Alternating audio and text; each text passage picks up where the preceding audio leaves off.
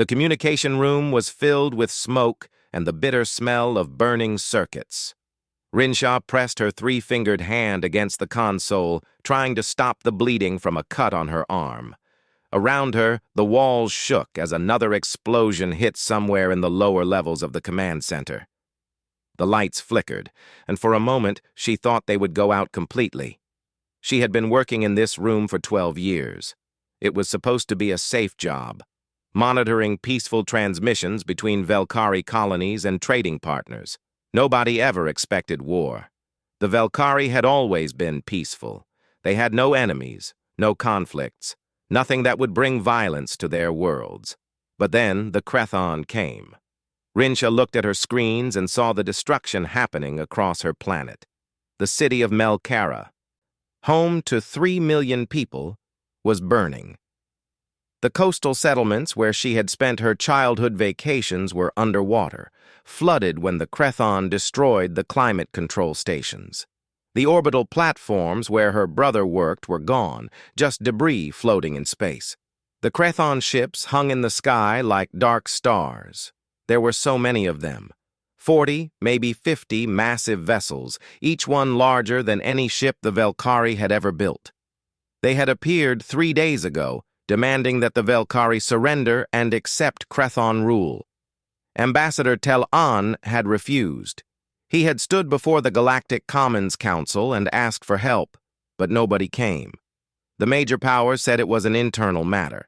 The peacekeepers said they were spread too thin.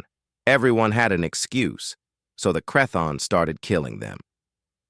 Another explosion rocked the building.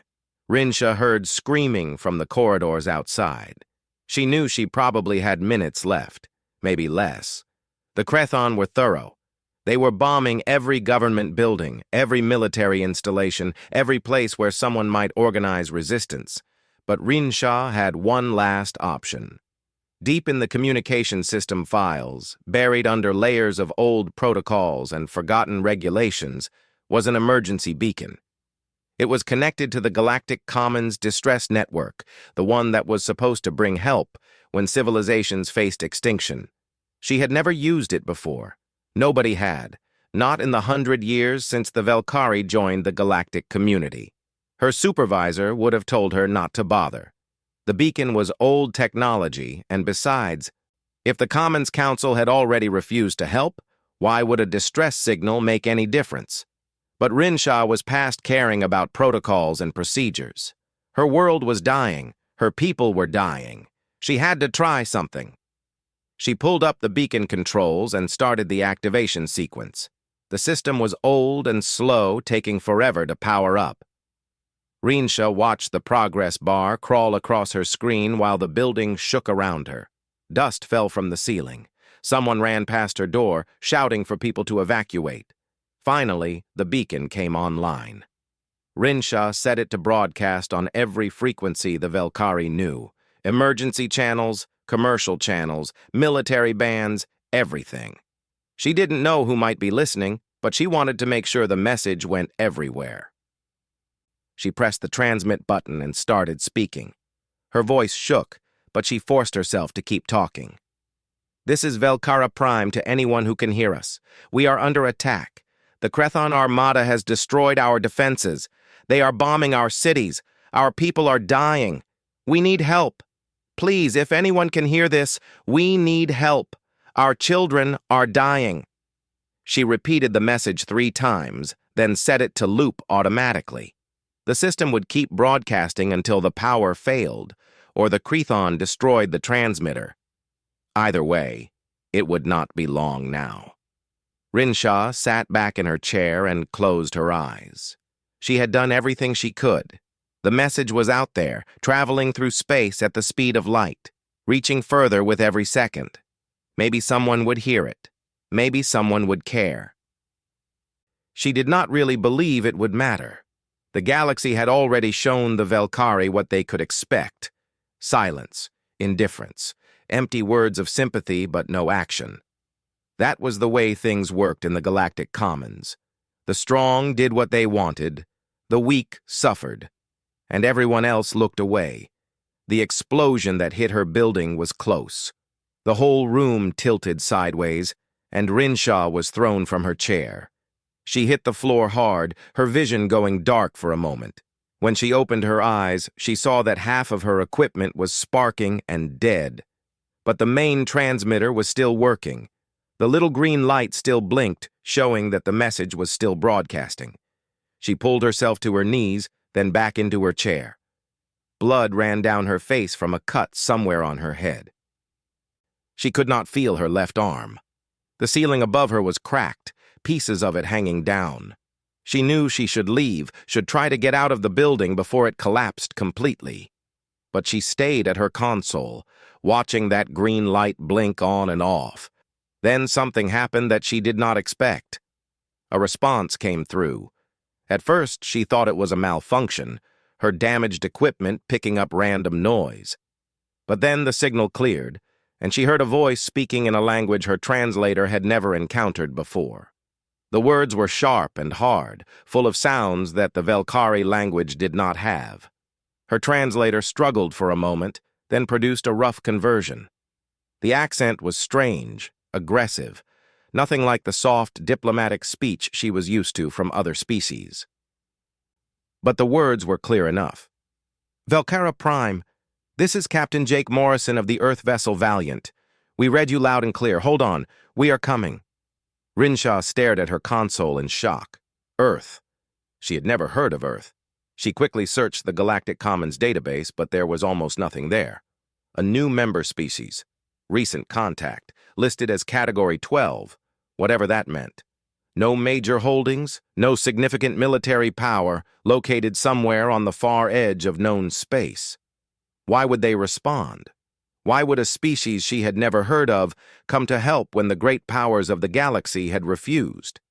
She keyed her transmitter, her hands shaking so badly she could barely work the controls. Earth vessel Valiant, this is Rinshaw of Velkara Prime. We are glad to hear from you. But you must understand the situation. There are more than 40 Krethon warships in our system. They have already destroyed our fleet. We do not want you to die for us. The response came back immediately. The human voice was calm, almost relaxed, which made no sense given what she had just told him. Jake Morrison was in his quarters when the alert came through. He had been reading reports, the boring kind that captains had to review but never enjoyed. Supply manifests, maintenance schedules, crew rotation requests, the usual paperwork that came with running a military vessel. The alarm cut through the quiet, 3 sharp tones that meant priority communication. Jake was on his feet and moving before the 3rd tone finished. He grabbed his jacket from the chair and was out the door in seconds. His boots loud on the metal floor as he ran toward the bridge. Commander Lisa Martinez was already there when he arrived.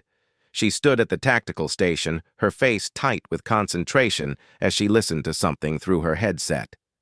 When she saw Jake, she pulled the headset off and turned to him. Captain, we have picked up a distress call. It is from a species called the Velkari. They are under attack. Jake moved to his command chair and sat down. Put it through. The message played over the bridge speakers. The voice was female, scared, speaking words that the ship's computer had to translate. But the emotion came through clearly enough. Fear, desperation, the sound of someone watching their world die. This is Velkara Prime to anyone who can hear us. We are under attack. The Krethon Armada has destroyed our defenses. They are bombing our cities. Our people are dying. We need help. Please, if anyone can hear this, we need help. Our children are dying. The bridge was silent when the message ended. Jake looked around at his crew. He saw Lieutenant Ben Crawford at the navigation station, his hands frozen over his controls. Lieutenant Amy Foster at communications, her expression troubled. The junior officers at their various posts, all watching him, waiting for orders. Jake had been in command of the Valiant for 3 years. He had served in the military for 15 years before that. He had seen combat, had made hard decisions, had lost people under his command. But something about that message, about the raw fear in that woman's voice, hit him harder than he expected. "How far?" he asked. Ben checked his console quickly. 18 hours at maximum burn, sir. But, Captain, I need to tell you what we are looking at here. I pulled the data on the Crethon. They are not a minor threat. Intelligence has them listed as a Category 7 aggressive expansion species. The distress call mentioned 40 warships. We are one destroyer. Then we bring more ships, Jake said simply. He turned to Amy. Get me Admiral Kate Brennan at Fleet Command. Priority channel. Amy worked her controls, and within 30 seconds, the Admiral's face appeared on the main screen. Kate Brennan had gray hair and a face that had seen too many wars. She looked at Jake with the expression of someone who already knew what he was going to say and was not sure she wanted to hear it. Captain Morrison, I assume this is about the Velkari distress call. Yes, Admiral. I am requesting permission to respond and requesting fleet support. Kate was quiet for a moment.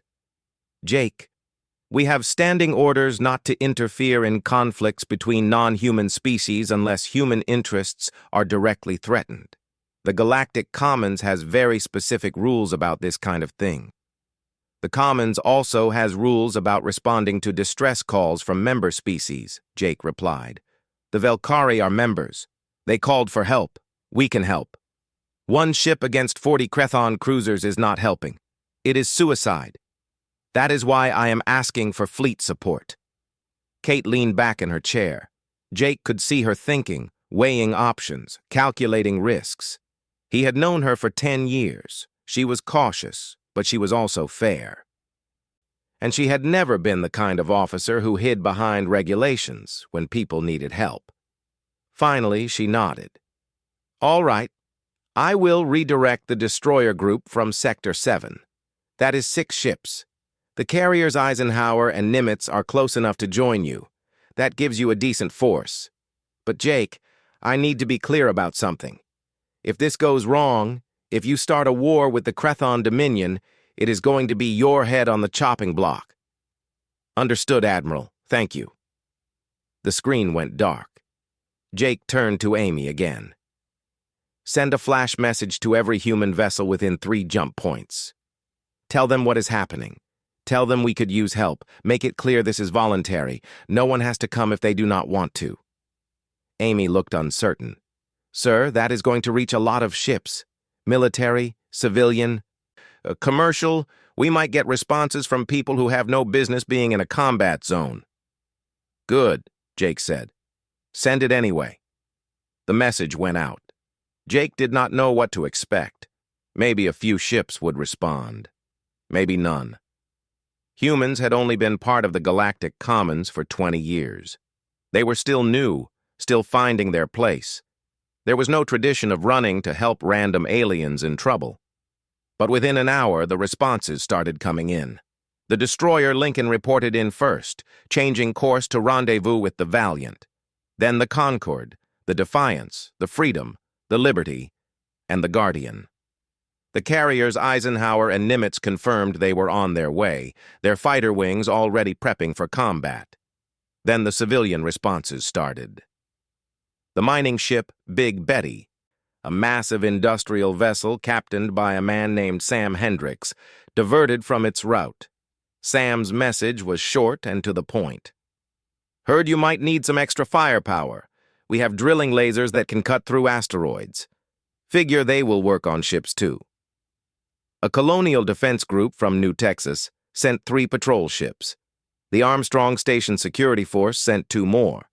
Even a few private yachts showed up, small, fast ships owned by rich people who had outfitted them with weapons for reasons that probably had not been legal.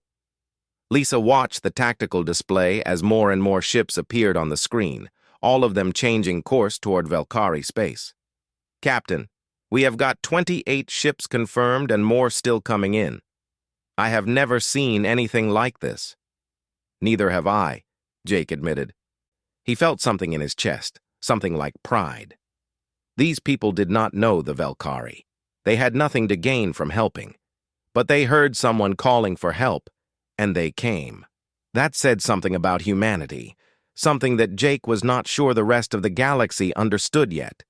He opened a channel to all the ships that had joined them. "This is Captain Morrison to all vessels. Thank you for responding.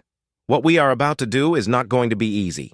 The Krethon are going to outnumber us. They are going to be ready for a fight. Some of us might not make it back. But there are people dying on Velcara Prime right now. People who called for help, and we are going to answer that call. All ships, set course for the Velcari system. Maximum speed. The fleet jumped to faster-than-light travel. The stars stretching into lines as the ships accelerated. 18 hours to the Velcari system. 18 hours to prepare for a battle that could go very wrong." Jake spent those hours working with Lisa and the other ship captains, planning their attack. They had numbers now, but the Krethon still had bigger ships and probably better weapons. The humans would need to be smart, fast, and aggressive. They would need to hit hard and give the Krethon no time to organize a proper response. Ben pulled up everything he could find about Krethon ships. Their weapons, their shields, their tactics. The information was limited, but it was enough. The Krethon relied on plasma weapons and energy shields.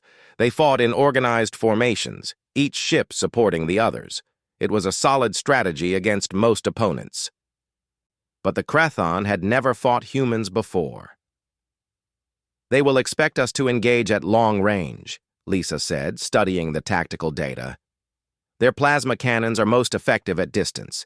If we close fast and hit them with kinetic weapons, their shields will not be as effective." "Rail guns," Jake agreed. "Get every ship with rail guns in the first wave. We hit them before they know what is happening." As they got closer to the Velcari system, Amy picked up the looping distress call still broadcasting from the planet. The same message, over and over, the same scared voice asking for help.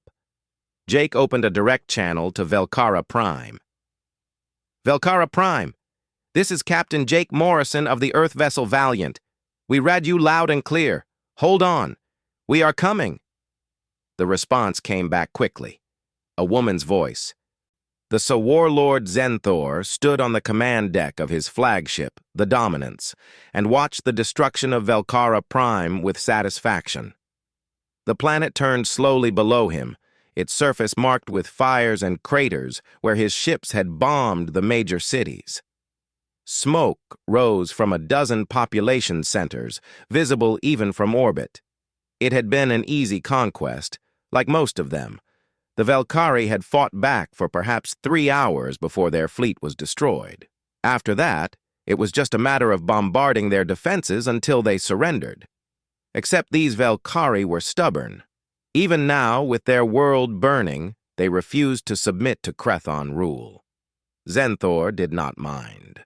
The longer they resisted, the more complete their destruction would be. By the time he was finished, the surviving Velcari would be so broken that they would beg to serve the Krethon Dominion. It always worked that way. Fear was a better teacher than diplomacy. His censor officer, a young Krethon named Plek, worked at his station near the back of the command deck. The sensor displays showed all 43 Krethon cruisers in formation around the planet, each one firing at will. A few Velcari defense stations were still operational, but they were no threat. Just targets waiting to be eliminated. Zenthor was composing his victory report to the Dominion Council when Plek made a small noise of confusion. "Warlord, I am detecting unusual readings at the edge of the system." Zenthor did not look up from his report. "Explain." "Multiple faster-than-light signatures. Jump points forming, many of them." That got Zenthor's attention. He turned from his console and walked to the sensor station. "Galactic Commons Peacekeepers?" "No, my lord. These energy signatures are different, very different. I have never seen readings like this before. The power output is enormous." Zenthor felt the first stirring of unease. The Galactic Commons had already refused to help the Velcari. Who else would come? He watched the sensor display as jump points began to open at the system's edge, bright tiers in space that indicated ships transitioning from faster-than-light travel. The first ship to emerge was relatively small, a destroyer-class vessel. Then more appeared. 6 more destroyers, each one similar in design to the first. Then 2 massive ships that had to be carriers, their hulls bristling with launch bays. Behind them came a strange collection of vessels that made no sense. Mining ships, patrol boats, even some small craft that looked like civilian yachts. "What am I looking at?" Zenthor demanded. "Where did these ships come from?" Plek worked his controls frantically. "Unknown origin, my lord. The computer cannot match their design to any known species in the database. Wait, they are broadcasting on all frequencies. I am receiving a message." "Put it through." The voice that came over the speakers spoke in a language that the Crethon translation system struggled to process. The words were harsh, full of hard consonants and aggressive tones. The translator finally produced a rough conversion, and even through the mechanical voice, Zenthor could hear the cold anger in the message. "Attention, Crethon vessels. This is Captain Jake Morrison of the Terran Federation. You are ordered to cease all hostile actions against Velkara Prime and withdraw from this system immediately. This is your only warning." Silence filled the command deck. The Crethon officers looked at each other in confusion. Terran Federation? Nobody had heard of it. And who did these newcomers think they were, issuing orders to the Crethon Armada? Zenthor's mandibles clicked together in what passed for laughter among his species. "Count their ships, Plek. How many?" 31 vessels total, my lord. 9 military destroyers, 2 carriers, and 20 mixed civilian and light military craft. 31 ships.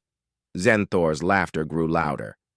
They arrive with 31 ships and demand that we withdraw. We have 43 cruisers, each one more powerful than anything I see on those scans. This is absurd. His second officer, a scarred veteran named Krell Talk, moved to stand beside him. "Warlord, perhaps we should exercise caution. We know nothing about these Terrans. Their energy signatures are unusual. They might have weapons we have not encountered before." "So what if they do?" Zenthor dismissed the concern with a wave of his hand. "They are outnumbered. They are outgunned. And they just made the mistake of threatening the Crethon Dominion." He turned to his communications officer. "Send them this reply. Attention Terran vessels. You have entered a Crethon military operation. Depart immediately or be destroyed. You have 5 minutes to comply." The message was sent. Zenthor waited, expecting the Terrans to realize their mistake and flee. 5 minutes passed. The Terran ships held their position at the edge of the system, not advancing but not leaving either. Then, without any warning, without any further communication, the lead destroyer opened fire. Zenthor saw it on his tactical display first. The destroyer, the one called Valiant according to the transponder signal, fired what looked like solid projectiles. Not energy weapons, not plasma bolts, just chunks of metal accelerated to incredible speeds. 3 Crethon cruisers simply stopped existing. The projectiles hit them with such force that their shields did nothing. The metal slugs punched through armor, through hull plating, through everything. The ships exploded, torn apart from the inside. The command deck erupted in chaos. Officers shouted reports. Alarms blared. Zenthor stared at his tactical display in shock, watching 3 of his cruisers vanish from the screen in the span of 2 seconds. "Return fire!" he roared. "All ships, destroy those Terrans now!" The Crethon fleet responded, 40 ships turning to face the human vessels and unleashing everything they had. Plasma cannons fired, bright green bolts that could melt through standard military armor. Energy beams lanced across the void of space. The firepower of the Crethon Armada, enough to destroy small moons, focused on the human fleet. But the humans were not fighting like anyone the Crethon had ever encountered. Instead of forming a defensive line, instead of trading shots at long range, the human ships scattered like prey animals fleeing a predator, except they were not fleeing. They were attacking from every direction at once. The destroyers broke formation and circled the Crethon fleet, each one firing those devastating kinetic weapons from a different angle. The carriers launched small fighter craft, hundreds of them, tiny ships that moved with impossible speed and agility. They swarmed around the Crethon cruisers like insects, firing missiles and energy weapons at close range. Plek's voice cut through the noise. "Warlord, their tactics are completely unpredictable. They are not following any standard combat doctrine. I cannot anticipate their movements." Zenthor watched his tactical display with growing alarm. 2 more cruisers were destroyed, then another. The Crethon plasma weapons were hitting some of the human ships. He could see the impacts, but the humans did not slow down. Their armor absorbed the hits, and they kept fighting. One of the civilian mining vessels moved into range. Zenthor expected it to be an easy target, but instead it fired some kind of industrial cutting laser. The beam hit a Crethon cruiser's shield and simply burned through it. The cruiser's hull began to melt, the metal turning to liquid under the intense heat. "What are these creatures?" Kreltalk said, his voice filled with something Zenthor had rarely heard from his second officer. Fear. A message came through from one of the other Crethon captains. "Warlord, we are taking heavy casualties. Request permission to regroup." "Denied!" Zenthor snapped. "We outnumber them. We will overwhelm them through sheer firepower. All ships, maintain attack formation." But the formation was already breaking apart. The human destroyers were too fast, too unpredictable. They would appear from one direction, fire their railguns, then disappear before the Crethon could target them properly. The fighters were everywhere, impossible to track, taking out the Crethon point defense systems one by one. One of the human destroyers came directly at the Dominance. Zenthor watched it approach, wondering what the captain was thinking. It was suicide to attack a flagship directly. The Dominance was twice the size of those destroyers, with armor 3 times as thick. The destroyer did not slow down. It came in at full speed, firing continuously. The railgun rounds hammered against the Dominance's shields. The shields held, but the power drain was enormous. Warning lights appeared on Zenthor's console. "Shields at 60%, Plek reported. 50%. They are not stopping." The destroyer rolled to avoid return fire, its movements almost graceful despite its size. More rounds hit the shields. 40%, 30%. The Dominance's own weapons fired back, plasma bolts that would have destroyed any normal ship. But the destroyer's armor held. Sections of it glowed red-hot, but the ship did not break. Then the destroyer was past them, moving on to target another Crethon cruiser. But it had done its job. The Dominance's shields were badly weakened, and now more human ships were converging on the flagship. "Warlord," Kreltalk said quietly, "we need to withdraw. This battle is not going in our favor." Zenthor wanted to argue, wanted to insist that the Crethon Dominion never retreated, but he looked at his tactical display and saw the truth. He had lost 9 ships in the first 10 minutes of combat. His formations were in chaos, and the humans showed no signs of stopping. "All ships," he said, each word tasting like poison. "Pull back. Form a defensive sphere around the flagship. We regroup and reassess." The order went out, but it was too late. The humans had already adapted to the new tactic. They did not give the Crethon time to form their defensive sphere. They pushed harder, faster. Attack Lisa Martinez stood at the tactical console aboard the Valiant, her hands moving quickly across the controls as she coordinated the human attack. Around her, the bridge crew worked with focused intensity. No one spoke unless they had something important to say. The only sounds were the hum of the ship's systems and the occasional alert warning when enemy fire came too close. On the main display, she watched the battle unfold. The Crethon had tried to form a defensive sphere around their flagship, but the human fleet had not given them time. Every ship in the human force knew their role. They had drilled it during the 18-hour journey. Now they executed the plan with precision. "Strike Group Alpha, Target their command ship, Lisa said into her headset. Beta, take out their point defense platforms. Mining vessels, wait for my mark, then hit them with everything you have. The acknowledgments came back immediately. The Lincoln, Concord, and Defiance broke off from their current engagements and converged on the Crethon flagship. Jake sat in the command chair behind Lisa, watching the same display. His face was calm, but Lisa could see the tension in his shoulders. They were winning, but victory always came at a cost. Hull breach on Deck 7, Ben Crawford reported from navigation. Damage control teams responding. We are still operational. The Valiant had taken 3 direct hits from Crethon plasma weapons. The outer armor was scorched and melted in places, but the internal systems were intact. That was the difference between human and Crethon design philosophy. Crethon ships were built for overwhelming offense. Human ships were built to take punishment and keep fighting. Lisa watched as the mining ship, Big Betty, moved into position. Its captain, Sam Hendricks, had been a Marine before he became a civilian miner. He knew how to fight, and he knew how to use his tools as weapons. Big Betty to Valiant, Sam's voice came through the communications channel. I have got a clean shot at their flagship.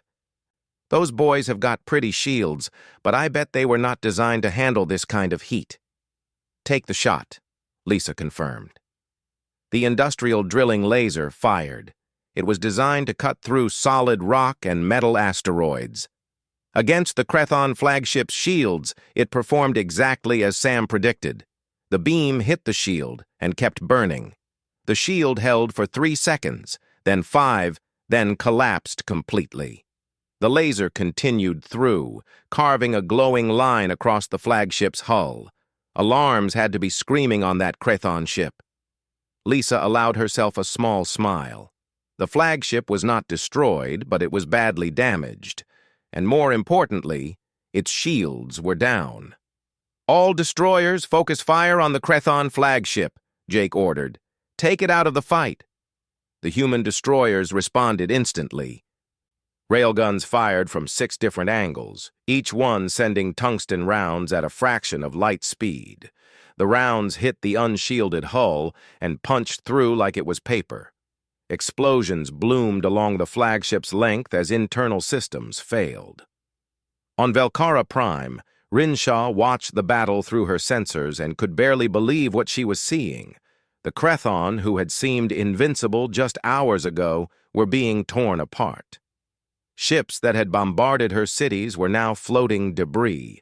The flagship that had directed the destruction of her world was crippled and drifting. She had never seen anyone fight like these humans. They were aggressive in a way that defied logic. They took risks that should have gotten them killed. But somehow, impossibly, it was working. Aboard the Valiant, Lieutenant Amy Foster monitored the communications channels. She could hear the Crethon messages, their translators struggling to keep up with the rapid-fire orders being shouted between their ships. The Crethon were panicking. Their formations had collapsed. Individual ships were trying to fight their way clear, abandoning the coordinated tactics that had made them effective. Captain, Amy reported, the Crethon are trying to regroup. 6 of their ships are forming up on the far side of the planet. I think they are planning to make a run for the jump point. Let them go, Jake said. Our mission is to protect the Velcari, not to destroy every Crethon ship. Any ship that breaks off and runs gets a free pass. But not all the Crethon were running. Some of them, either too stubborn or too angry to retreat, continued fighting. One Crethon cruiser, badly damaged but still operational, charged directly at the carrier Eisenhower. It was a suicide run, trying to take out a valuable human ship before it died. The Eisenhower's fighter wings intercepted it. Dozens of small fighters swarmed the cruiser, their missiles overwhelming its point defense systems. The cruiser managed to fire one last plasma burst before it exploded, the shot going wide and hitting nothing but empty space. Ben checked his navigation displays. Captain, we have destroyed or disabled 22 Crethon vessels. 15 more are retreating to the jump point. The remaining 6 are still fighting. but they are cut off from the rest of their fleet. Lisa ran the calculations quickly. The humans had the advantage now. The question was whether to push it or let the Crethon escape. Destroying them all would send a stronger message, but it would also cost more human lives. Jake made the decision before she could voice the question. All ships, focus on the 6 remaining hostile vessels. Force them to surrender or destroy them. Do not pursue the retreating ships. It was the right call. Lisa knew it immediately. The mission was to save the Velkari, and they had done that. Chasing down fleeing Crethon ships would turn this from a rescue operation into a war of revenge, and that was not what they came here to do. The human fleet converged on the remaining Crethon ships. These 6 had nowhere to run. They were surrounded, outnumbered, and cut off from any support. One by one, they stopped firing. Their captains sent surrender signals, asking for terms. Jake opened a channel to all Crethon vessels. Crethon ships. This is Captain Morrison. Power down your weapons and drop your shields. You will be held in orbit until Galactic Commons peacekeepers arrive to take custody. Any ship that attempts to flee or reopen hostilities will be destroyed. Comply immediately. The Crethon ships complied. They had no other choice. Their shields dropped. Their weapons powered down. They drifted in orbit, defeated and docile. Lisa checked the tactical display one more time, making sure there were no other threats. The space around Velkara Prime was filled with debris from destroyed ships, both Crethon and a few human vessels that had not made it. She counted the losses. 2 human destroyers, badly damaged but repairable. 3 civilian ships destroyed. Estimated casualties were 78 dead and over 200 wounded. It hurt to see those numbers. Every one of those deaths was someone who had volunteered to help strangers. Someone who had heard a distress call and decided to answer it. But compared to what could have happened, compared to what would have happened to the Velkari if no one had come, it was a price that had meaning. Helm, bring us into high orbit over the planet, Jake ordered. Communications, open a channel to Velkara Prime. I want to talk to the person who sent the distress call. Amy worked her controls and nodded. Channel open, sir. Velkara Prime, this is Captain Jake Morrison. The Crethon fleet has been neutralized. The immediate threat to your planet is over. We are deploying medical and engineering teams to assist with your wounded and your damaged infrastructure. You are safe now. The response came back almost immediately. It was the same voice from the original distress call, but now it was thick with emotion, relief, gratitude, disbelief. Captain Morrison, this is Rin Shah. I do not know how to thank you. You saved us. You saved my world. We owe you everything. You do not owe us anything, Jake said gently. You called for help. We came. That is all. Lisa listened to the exchange and felt something shift in her chest. This was why they wore the uniform. This was why they trained and drilled and prepared for combat. Not for glory, not for conquest, but for moments like this, when someone called for help and they were able to answer. The Valiant settled into orbit alongside the other human ships. The carriers recovered their fighters. The damaged vessels moved to safe positions where repair crews could assess the damage. And slowly, carefully, human shuttles began launching toward the planet's surface. Marine medics carried emergency supplies. Engineers brought portable generators and water purification systems. Linguists worked with Velkari officials to coordinate the relief effort. The humans who had come to fight now turned their attention to helping, and they did that job with the same intensity they had brought to battle. Sam Hendricks brought his mining ship down to the surface, using its heavy equipment to clear debris from collapsed buildings. The fighter pilots who had just been in combat volunteered to ferry supplies between the ships and the planet. Everyone who could help did help. Lisa watched it all from the Valiant's bridge and felt proud of what they had accomplished. The battle had lasted 47 minutes from first shot to final surrender.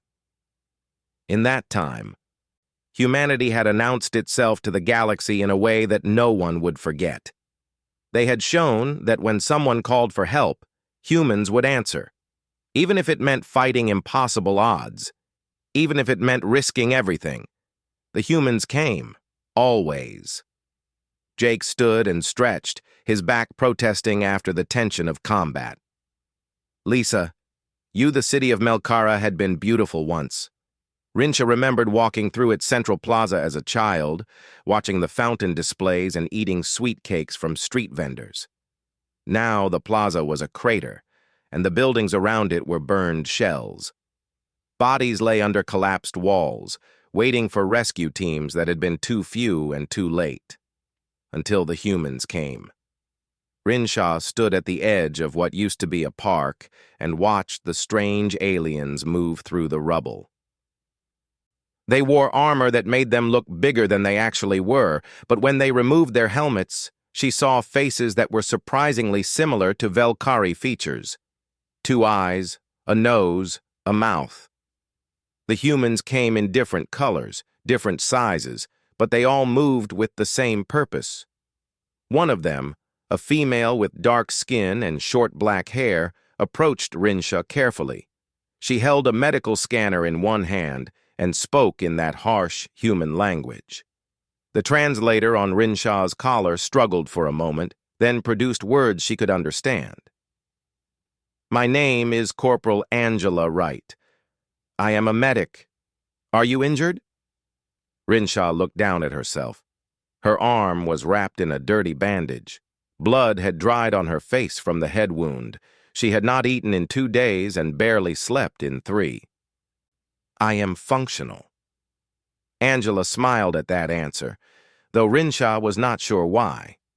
Functional is not the same as healthy. "Let me check you over. It will only take a minute."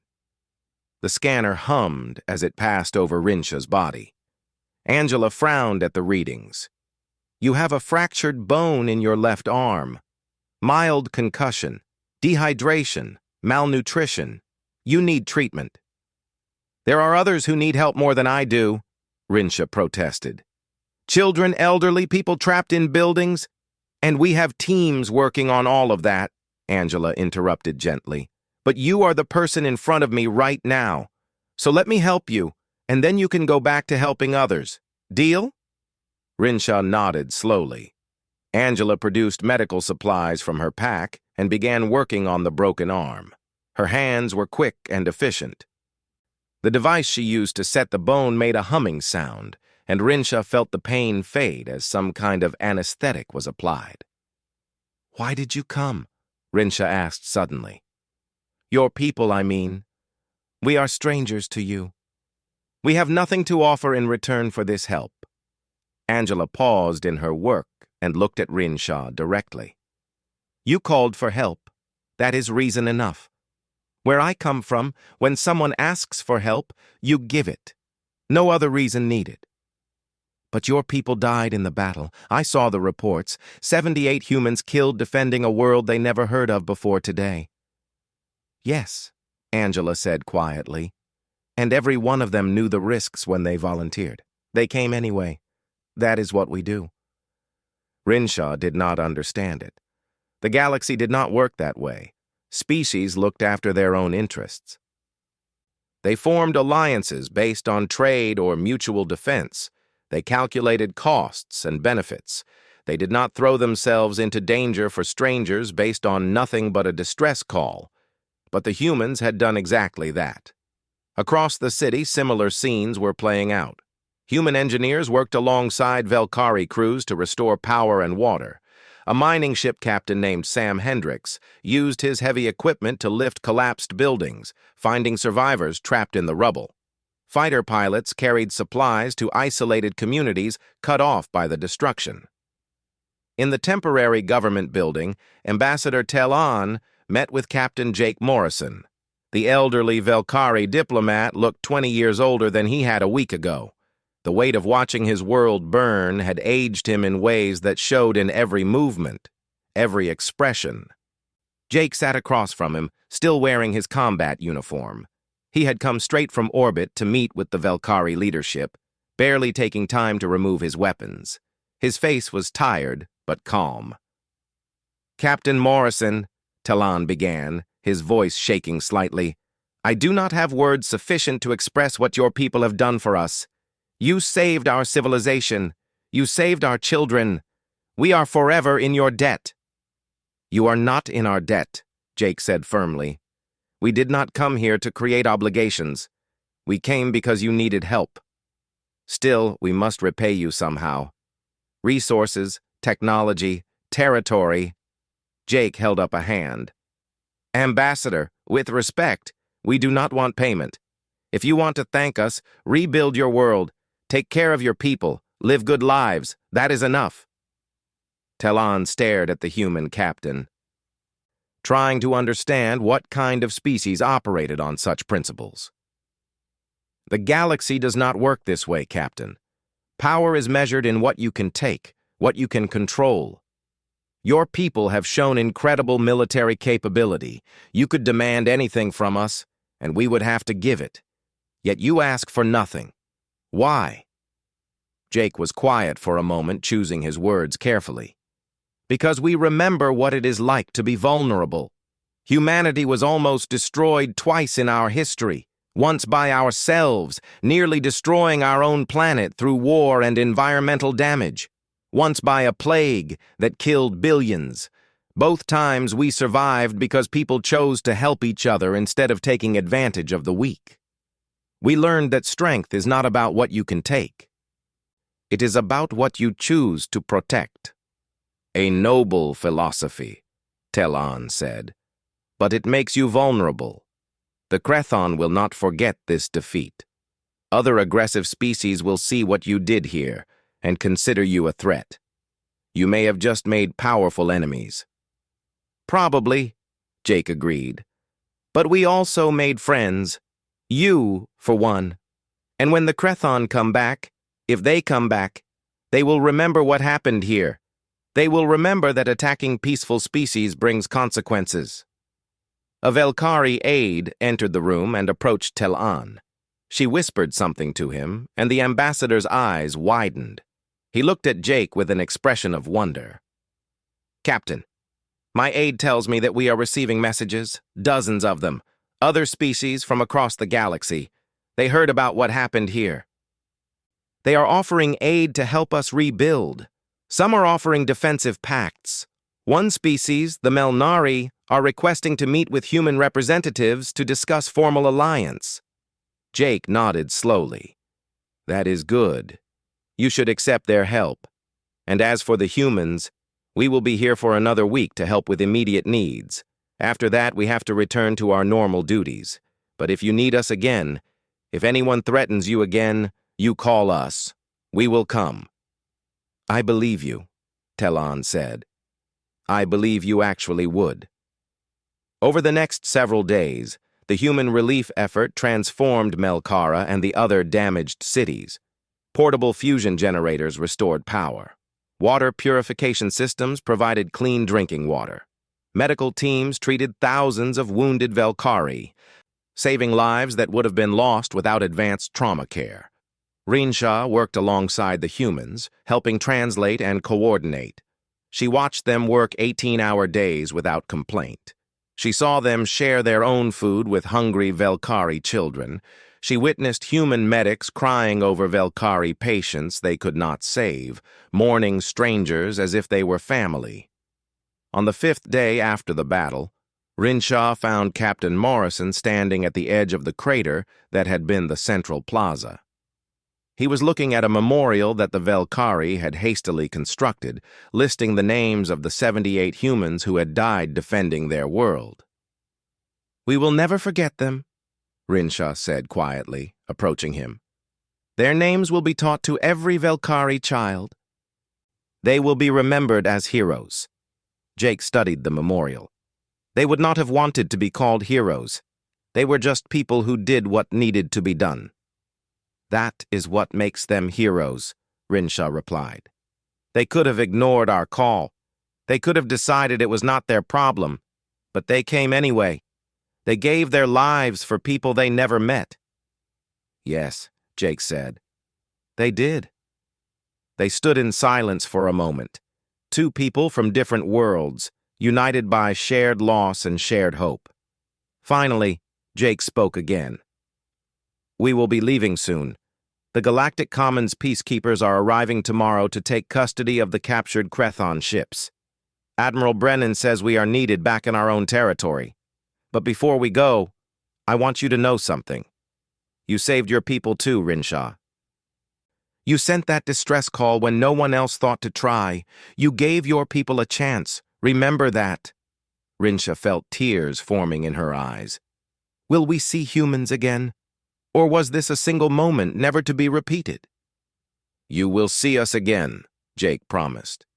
Maybe not me personally, but humans. We are out here now. We are part of this galaxy.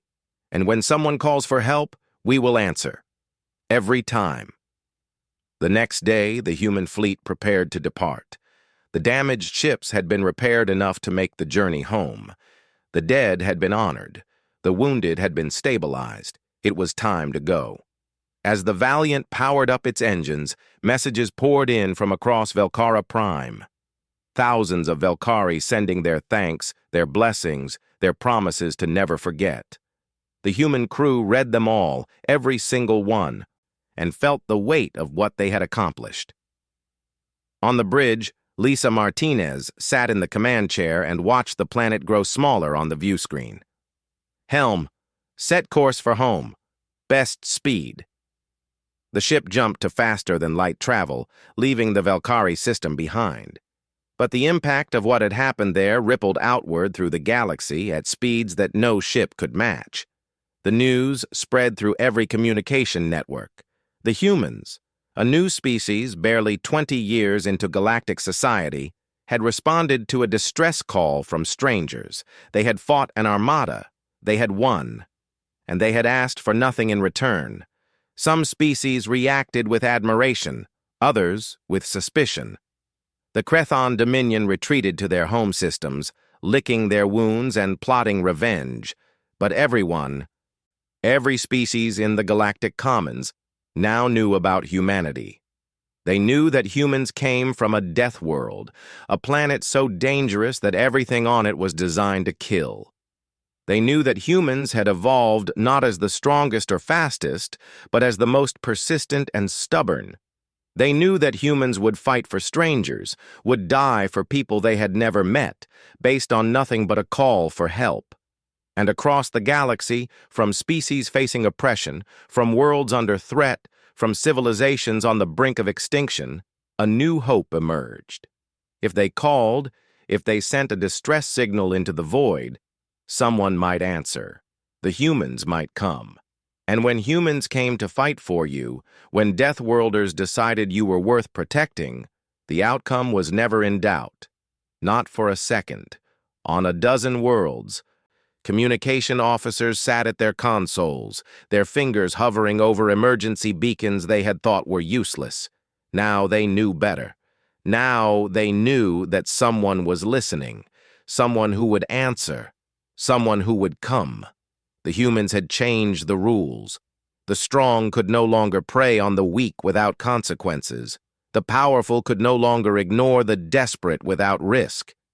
Because somewhere out there, patrolling the space between stars, humans were listening for distress calls, and they always answered. Always. Have the bridge. I am going down to the planet. Someone needs to meet with their leaders and coordinate the relief effort. Understood, Captain. Try to get some rest while you are down there. Jake smiled. I will rest when the Velkari are safe and the wounded are treated. Not before. He left the bridge, and Lisa took the command chair.